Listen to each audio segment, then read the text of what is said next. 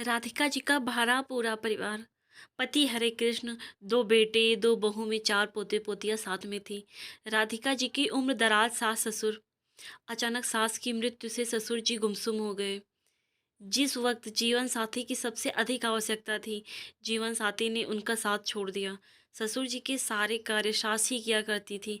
कभी ना बहू को ना बेटे को कहा और ना ही किसी का किया काम ससुर जी को पसंद आता था। 4 महीने होते होते ससुर जी ने भी साथ छोड़ दिया। राधिका और हरे कृष्ण जी ने बहुत कोशिश की, इसके बावजूद उनकी खामोशी न टूटी। रिटायरमेंट के पिछले 10 सालों से साई की तरह उनकी पत्नी उनके साथ थी। अकेलापन तोड़ गया, जीने की इच्छा खत्म हो गई। राधिका सास के बाद ससुर जी का सारा काम देखती थी। राधिका ने महसूस किया, धीरे धीरे उनके पति हरि कृष्णा भी अपने पिता के नक्शे कदम पर चल पड़े हैं। हर छोटी छोटी बात के लिए राधिका का मुंह ताकते। हरे कृष्ण जी की दिनचर्या राधिका द्वारा बनाए गए 1 कप चाय से होती। सुबह 6 बजे जो कम दूध में हल्की चाय होती, फल काट कर देना, दवाई, गर्म पानी, सब राधिका ही करती थी।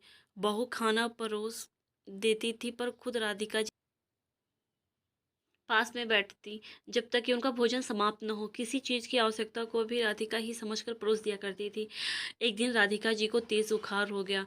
सुबह की चाय हरे कृष्ण जी ने 7:30 बजे बहू ने बनाकर दिया, पर हरे कृष्ण जी को पसंद नहीं। राधिका जी के बहू परेशान, राधिका जी ज्वर से पीड़ित। हरे कृष्ण जी ने ना कुछ खाया ना कुछ बोला, सिर्फ टुकुर टुकुर अपनी अर्धांगिनी की ओर देखते रहे। अम्मा जी को कुछ हो गया तो बाबूजी को कौन संभालेगा, हमसे तो ना होगा। बहुओं ने हथियार डाल दिए, सुबह की चाय पीना छोड़ दिया, खाना खाए नहीं। अभी तो एक दिन भी नहीं गुजरा, कौन संभालेगा इनके नखरे। राधिका जी की आंखें बंद थी पर बातें सुनाई पड़ रही थी।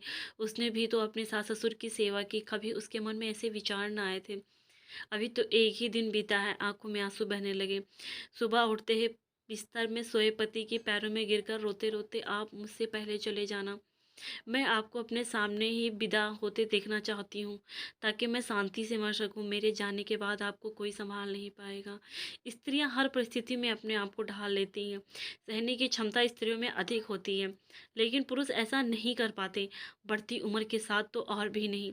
मैं नहीं चाहती मेरे बाद आपकी दुर्दशा हो, मैं तो परलोक में भी चैन से नहीं रह पाऊंगी, इसलिए आप मुझसे पहले चले जाना। पति कुछ न बोले, चुपचाप पत्नी को ताकते रहे। अचानक दोनों हाथ जोड़कर राधिका जी के लिए नहीं, उस रचनाकर्ता के लिए जिसने स्त्री की रचना की, चाहे माँ के रूप में हो या पत्नी के रूप में, हमेशा निस्वार्थ भाव से ही सोचती है। कितना सही कह रही है, मेरी रचना से वाकिफ़ है। मुझे राधिका के बिना रहने का सवाल ही कहाँ है। मैं शायद दुनिया की पहली पत्नी हूँ जो अपने पति को अपने सामने मरते हुए देखना चाहती हूँ। राधिका बोली, शादीशुदा महिला सुहागन ही जाना पसंद करती हैं और ईश्वर से भी यही प्रार्थना करती हैं। दोस्तों, आपको ये हमारी कहानी कैसी लगी, प्लीज़ हमें कमेंट बॉक्स में अपनी राय दें और हमारे चैनल को एक लाइक शेयर एंड सब्सक्राइब करें।